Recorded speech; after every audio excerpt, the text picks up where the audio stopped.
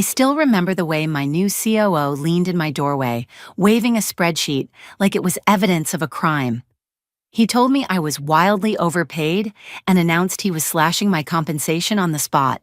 No discussion, no warning, not even basic respect. 14 years of work dismissed like I was a burden, not the woman who built half the breakthroughs his division depended on. I felt the sting, the humiliation, the disbelief. But underneath it all, I also felt something else, because he had no idea what I had quietly prepared years ago. If you've ever been underestimated at work, subscribe and tell me your story. I used to think mornings at Stratton Tech were predictable in the way science often is, steady, methodical, anchored by routines that made sense.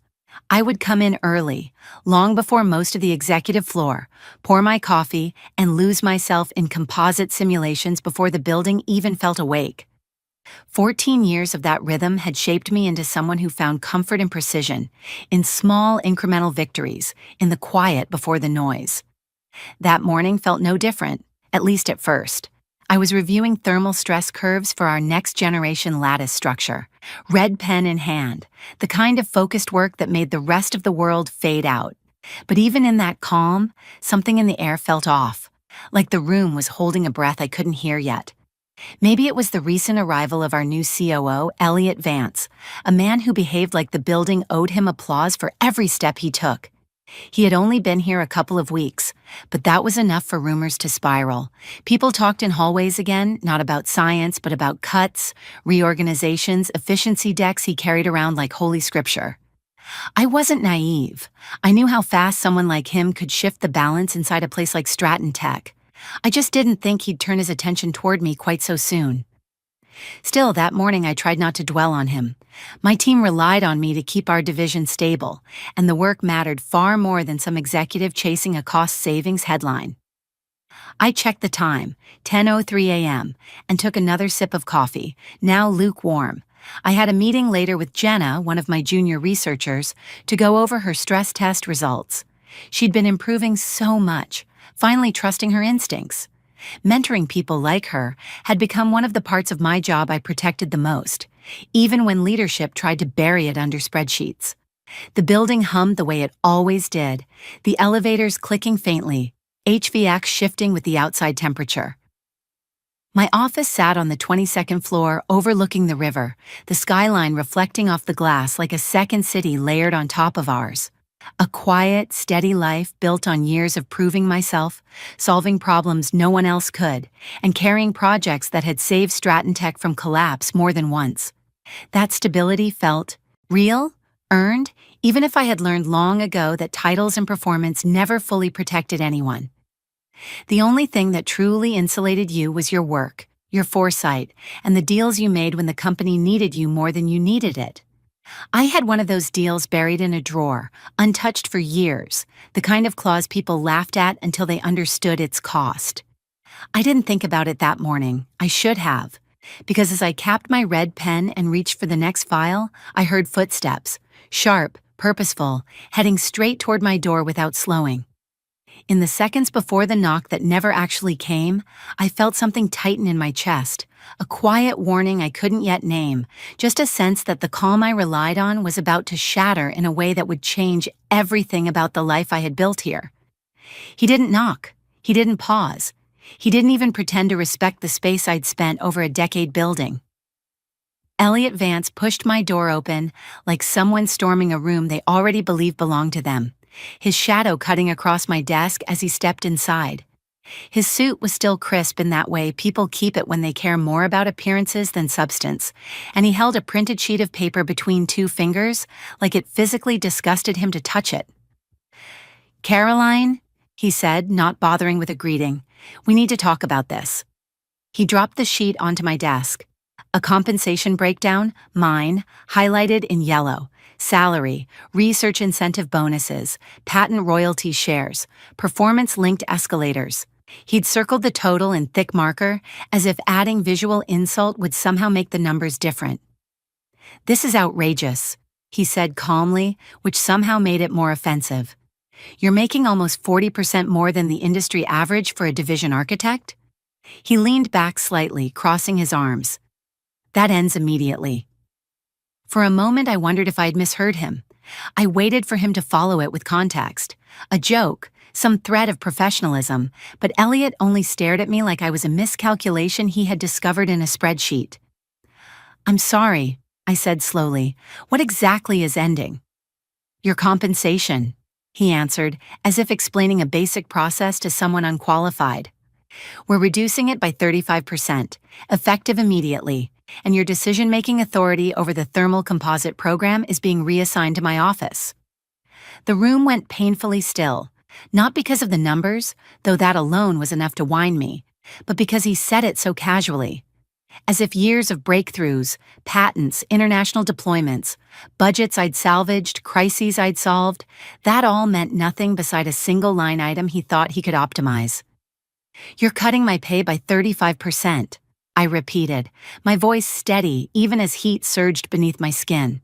"Without any performance review, without HR, without legal?" He smirked, the kind I had seen before in men who mistook confidence for competence. "Legal reports to me now, and I've already approved the changes. Your revised contract will be ready tomorrow morning." I felt something inside me shift, a coolness that always arrived when I needed it most. "Why?" I asked. "Because you're overpaid, Caroline." He tapped the spreadsheet like he was pointing at a stain. "These royalties, ridiculous. That work was done years ago. You're living off old achievements. We need efficiency, not nostalgia." I stared at him, not trusting myself to speak for a moment.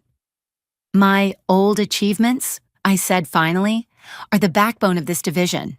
The lattice tech you've been bragging about in your orientation meetings wouldn't even exist without those patents." "Well," he shrugged, "the company owns them now, and we need to realign spending. Nothing personal." Nothing personal, the phrase people used when they wanted to wound you but didn't want to feel responsible for the blood.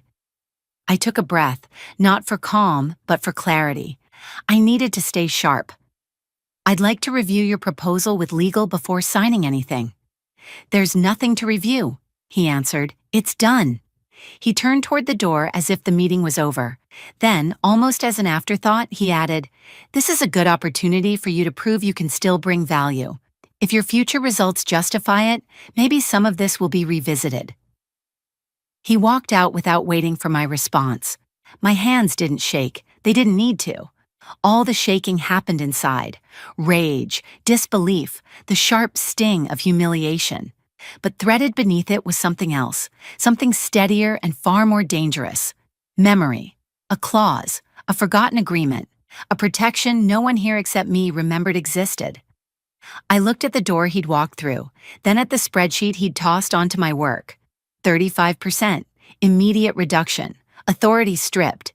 He thought he had crushed me. He had no idea he had just triggered the most expensive mistake of his career. And I wasn't going to tell him, not yet.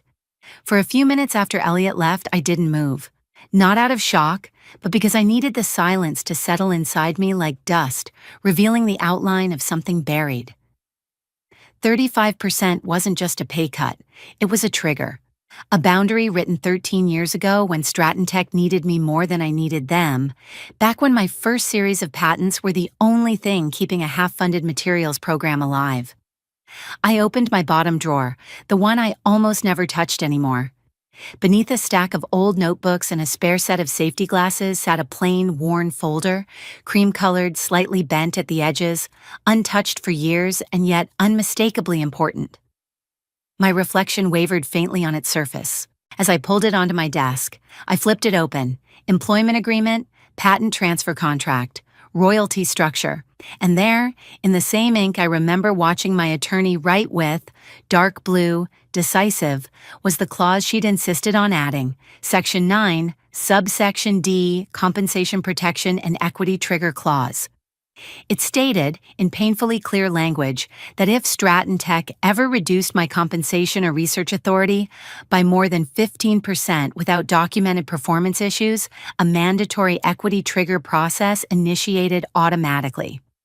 Stratton Tech would be required to either restore my compensation or buy out my equity-linked patent valuation at 8 times annual revenue of any active technology derived from my original composite framework. 8 times revenue. I did the math in my head, quickly, instinctively. My composite patents generated about $36 million a year. Conservative estimate. The buyout value was north of $280 million. And unlike everything Elliot cared about, this wasn't negotiable. This wasn't subject to his approval. This was ironclad. I scanned the clause, making sure nothing had changed. No amendments hidden in later addendums. Everything stood exactly as it had on day one. My attorney had called it insurance. I had laughed at the time, thinking I'd never need something so dramatic. But she wasn't thinking about that moment. She was thinking about this one. The folder felt heavier now, as if the years of neglect had compressed the weight of its meaning. At 10:42 a.m., I forwarded the relevant pages to my personal email.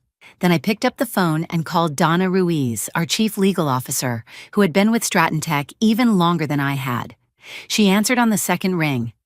"Caroline, I was just about to call you," she said, and her voice already sounded strained. "Please tell me you haven't signed anything Elliot sent." "He didn't send anything," I said. "He just walked into my office and announced a 35% cut in authority reassignment." Dana inhaled sharply, papers rustled on her end. "He buried that in a memo to my office late Friday. I didn't see it until today."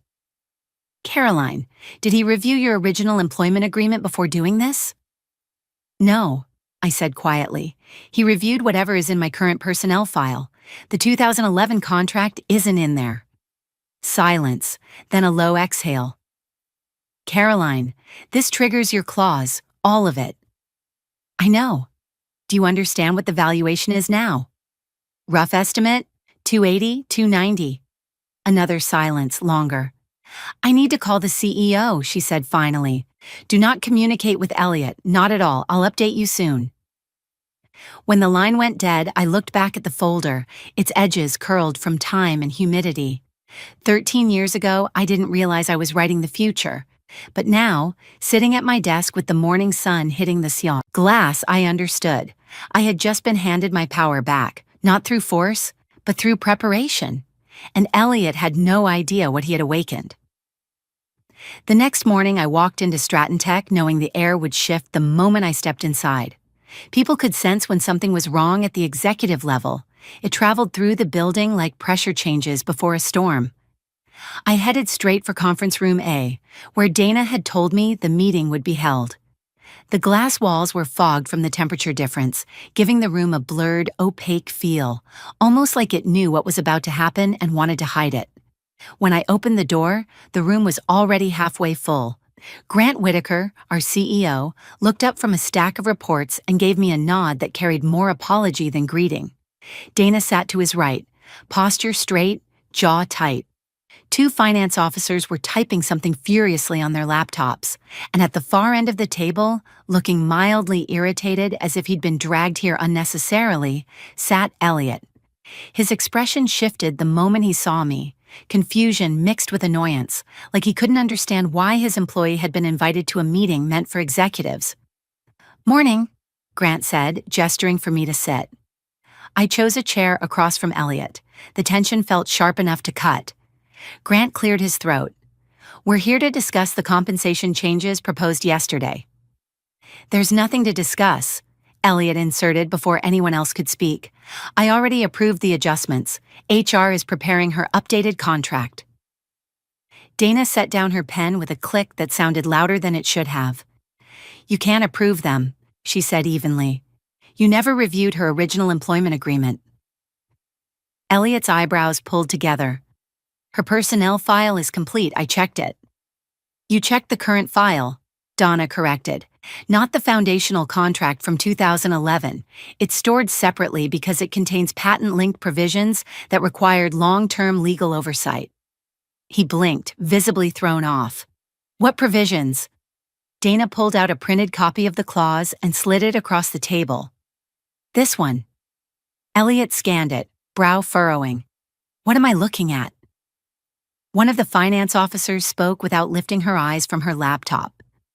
A valuation formula, 8 times annual revenue of any active technology originating from her composite framework. That's ridiculous, Elliot snapped. Those are legacy contributions.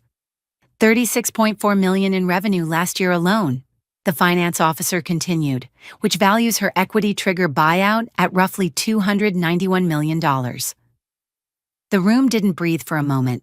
Then Grant leaned back slowly, letting the number settle like a weight across the table. And because you reduced her compensation and authority by more than 15% without documented performance issues, Dana said, the clause is already activated. We are legally obligated to either restore her compensation and authority or begin buyout negotiations immediately. Elliot stared at me as if the laws of physics had failed him. You planned this, he accused. You knew. I negotiated a contract 13 years ago, I said calmly. You changed my compensation without reading it. He pushed the paper back toward Diana. This can't be enforced. We can renegotiate. The finance officer shook her head. It's ironclad. Any attempt to alter or ignore the clause would expose us to liability far beyond the buyout figure. This is insane, he said. We're not paying $300 million for old patents. Then we restore her compensation, Dana replied, with a penalty.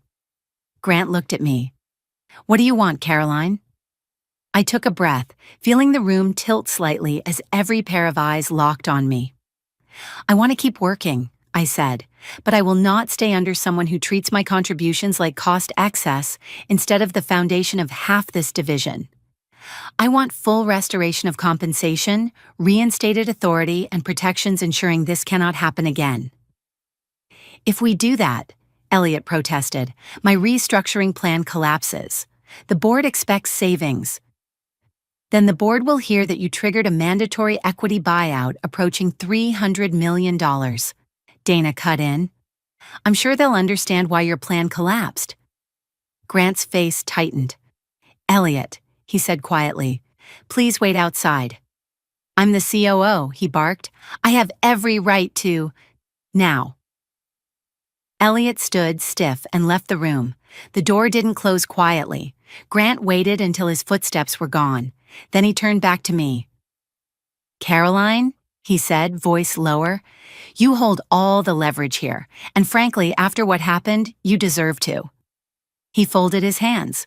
We will restore your compensation, add a retention bonus, and we will restructure the chain of command so your division reports directly to me, but it's your call. I nodded slowly. For the first time since Elliot had walked into my office, I felt the ground return beneath me. Not because they respected me, but because now they finally understood the price of underestimating me. When I left the boardroom, the hallway felt strangely brighter, like the building itself had shifted now that the truth was out. But I didn't let the temporary calm fool me. Power struggles never end inside one room. They ripple out, pulling in people who have no business being part of the fight. I returned to my office, closed the door, and barely had time to sit before my phone lit up with an unknown number. Normally, I'd let it go to voicemail. That morning, instinct told me to answer. Dr. Mercer? A smooth voice said. This is Victor Harlan from Stratus Dynamics. I hope I'm not catching you at a bad time. My grip tightened around the phone. Stratus Dynamics was our most aggressive competitor, the kind that built entire departments around poaching talent and technology. It's not a good time, I said. Make it brief. I'll be direct, he replied. I've heard you may be reconsidering your position at Stratton Tech. If that's the case, we would be prepared to discuss a full acquisition of your composite portfolio. We're talking well north of $200 million. The number wasn't surprising, the timing was. How? I asked. Did you hear anything about my position? A short pause.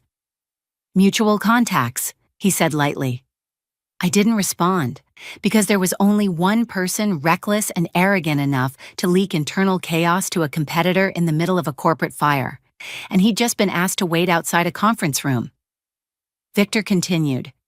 If you're open to it, I can arrange a meeting today, private, confidential. We'd give you complete freedom to build out a division however you see fit. Unlimited resources, no interference. It was everything ambitious scientists dreamed of, which made it even more obvious how engineered the offer was. "I'm not interested," I said. "Don't call again." I hung up before he could argue. My pulse hammered. I called Dana immediately. "Victor Harlan just contacted me," I said. "He knows I triggered my clause." Dana didn't speak for 3 full seconds. When she did, her voice dropped into the tone lawyers use when they've just connected the last dot of a very ugly picture. "Caroline, Elliot has ties to a consulting group that works with Stratus Dynamics. If Victor knows details from yesterday, it didn't come from rumor. It came from Elliot. He leaked it while trying to cut me out," I said. It wasn't a question. "He didn't just leak it," Donna said. "He's been emailing contacts at Stratos since last week. We're reviewing records now. If he coordinated this, if he tried to push you into a buyout to benefit them, this is corporate sabotage." My stomach hardened. Sabotage was too soft a word. He hadn't just tried to undermine my position. He'd tried to weaponize my work by trading it to a competitor who specialized in defense contracts. "What happens now?" I asked. "The board has already reconvened," she said. "I guarantee Elliot won't be COO by the end of the hour." As I ended the call, I stared at the skyline outside my window. It looked the same, but nothing about my world was unchanged. A man who barely knew my name had tried to dismantle my career, sell my life's work, and use corporate channels to shove me out the door. And for the first time since this started, I felt something sharper than anger. Clarity. He had underestimated me. He had underestimated the work. And now finally he was about to pay for it. By the time Dana called me back, the building felt different. Not quieter, but tense in that specific way workplaces get when something big is happening behind closed doors. She didn't waste time with pleasantries. "It's done," she said. "The board suspended Elliot for cause while they complete the investigation. Security already escorted him out." I didn't feel satisfaction, not in the way revenge usually feels in stories. What I felt was relief, like someone had pulled a splinter that had been buried too deep for too long. But the larger questions still sat in front of me, heavy and unmoving. Now that I had the power, what did I want to do with it? "Grant wants to see you," Dana added. "He's in his office." I walked down the executive wing, passing employees whose expressions flickered with curiosity they tried to hide. Stratton Tech was a place where rumors traveled fast, but whatever they'd heard was only a shadow of the truth. I stepped into Grant's office and he gestured for me to close the door. He looked older than he had yesterday, drained, defeated, but also aware that he was dealing with someone who held leverage he couldn't ignore. He didn't waste time. "Caroline," he said, "I owe you an apology. What happened was unacceptable. And if Dana hadn't caught it, Stratton Tech would be standing on the edge of a disaster we might never recover from." I sat across from him. "I'm not looking for an apology, Grant. I want to know what you're offering." He nodded, almost grateful for the directness. "Full restoration of compensation, immediate reinstatement of all authority, a retention bonus, a public acknowledgement of your contributions, and an internal restructuring. The Thermal Composite Division reports directly to me from now on, not operations." It was more than fair by corporate standards, but fair wasn't enough, not anymore. "And protections?" I asked. He clasped his hands. "Whatever you need." I took a breath, steadying the resolve I'd been building for years. "I want a clause requiring board approval for any future changes to my compensation, authority, or patent-linked royalties. No executive, not even a COO, can touch it without oversight." "Done," he said. That was the easy part. The harder part, the part only I could ask for, waited at the edges of my mind, sharp and necessary. "I also want veto rights over any derivative application of my composite framework if it involves restricted defense technologies, price gouging international partners, or anything that violates our humanitarian access commitments." He blinked, surprised. "Caroline, that's a significant amount of control over licensing." "Yes," I said, "it is." "The board won't like it." "Then they can begin a buyout negotiation," I replied calmly. As of this morning, that number sits at 291 million and rising. You decide what costs less. He exhaled slowly, a man doing math he didn't want to do. I'll get legal to draft the language. Good, I said. There's one more thing. He nodded warily. I want funding to expand mentorship. 4 more junior researchers, new equipment, training support. No arguing, no trimming. Relief crossed his face. This was the first request that sounded more like investment than boundary. Consider it approved. And just like that, the room shifted. Not in the way power shifts loudly with raised voices or dramatic declarations, but in the quiet, steady way that happens when both sides understand exactly who holds the leverage. Are you staying? Grant asked softly. I looked out the window, at the skyline reflecting the late morning light. I'll stay, I said, as long as Stratton Tech learns from this. I'm not here to fight executives, I'm here to build what matters. His shoulders dropped, not in defeat, but acceptance. In that moment, I realized something important. What Elliot tried to take wasn't my salary or my authority. He tried to take the meaning behind my work, but he failed. Because now, after everything, I was the one rewriting the rules. I didn't walk out of Grant's office feeling triumphant. Power never feels the way people imagine it does. It wasn't a rush or a victory parade. It was quieter, steadier, like reclaiming a piece of myself I didn't realize had been chipped away over the years. Stratton Tech didn't transform overnight, but something in its foundation shifted the moment the ink dried on the new agreement. The next week, when I stepped into the thermal composite division, the entire team paused. Not because they feared I was leaving, but because they could sense the change before anyone announced it. Word had spread, my authority was back, but more importantly, protected in ways even senior leadership couldn't touch. Knowing that changed how people looked at me. Not like I'd won a battle they were watching, but like I'd won one they were all part of without realizing it. I gathered them in the testing bay and laid out the roadmap for the next 6 months. Jenna hovered near the front, notebook in hand, eyes bright with anticipation. She'd been worried since the first signs of restructuring, fearing her project would get cut or reassigned. When I told her she'd be leading the next phase of the lattice stress validation, she blinked twice, stunned. Me? She whispered. You've earned it, I said, and you're ready. Moments like that made everything worth the fight, because the truth was simple.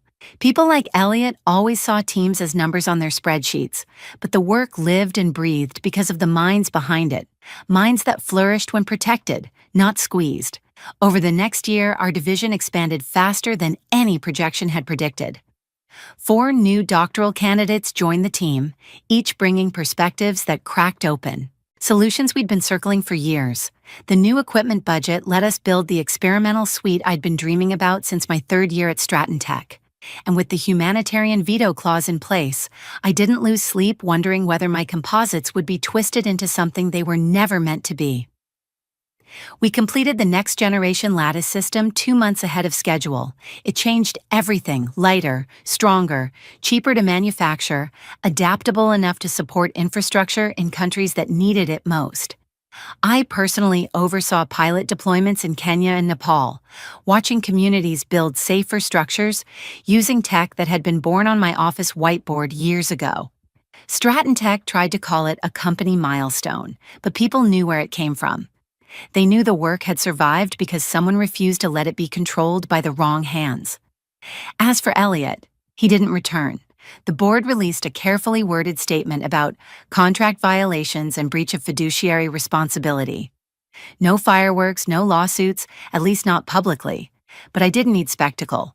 His career ended in the same quiet way he tried to end mine. I saw Victor Harlan again only once, in an elevator at an industry conference. He recognized me immediately, offered a polite nod, and didn't say a single word. Good. He no longer had any leverage to pretend we were equals in that moment. Sometimes revenge isn't loud. Sometimes it's simply walking into a room where people once underestimated you and watching them adjust themselves around your presence. 3 years later, when I founded the Mercer Materials Institute, a nonprofit dedicated to developing accessible composite technologies for global infrastructure, I negotiated licensing terms with Stratton Tech that ensured developing countries paid minimal costs. The board agreed without argument. They knew better by then. I still think back to the morning Elliot barged into my office, swinging that spreadsheet like a weapon. He thought he was reshaping the company. He didn't realize he was reshaping me, because the work didn't just continue after he left. It flourished, and the legacy he tried to cut down became the foundation of everything I built afterward, piece by piece, composite by composite, into something far bigger than he ever imagined. Sometimes when I look back on everything that happened, I realize the real lesson wasn't about contracts or leverage. It was about knowing my worth long before anyone tried to take it from me. The truth is, people like Elliot exist everywhere. Individuals who rise fast, assume confidence is competence, and mistake other people's work for a resource to exploit. I learned that the world won't always value you just because you've earned it. Sometimes you have to protect yourself, quietly and thoroughly, before anyone even thinks of coming for what you've built. And when the moment comes, you don't need to shout, threaten, or burn everything down. You just need to stand on the truth you prepared for and let the consequences fall where they're meant to. The revenge I got wasn't loud or dramatic. It wasn't about crushing anyone or proving I was better. It was simply making sure the person who tried to take everything from me faced the fallout of his own choices. Just enough, nothing more. And in the aftermath, I realized something important. Forgiveness can be a form of freedom, but silence, the right kind of silence, can be the sharpest knife. You don't have to fight every battle. You just have to choose the ones that protect your future. In real life, this means documenting your work, understanding your contracts, refusing to undervalue yourself, and remembering that preparation is a form of power. Start quietly building the protections that will support you later. Your skills, your relationships, your understanding of your rights. And if someone tries to diminish you, don't panic. Pause and let clarity guide you. How to get started today. Update your resume and LinkedIn with your actual contributions. Review your employment agreement. Really read it. Begin documenting your work accomplishments weekly. Identify one boundary you've been afraid to set at work, and take one small step towards setting it. If you've ever been underestimated or pushed aside in your career, share your story in the comments. And don't forget to like, share, and subscribe for more workplace stories like this.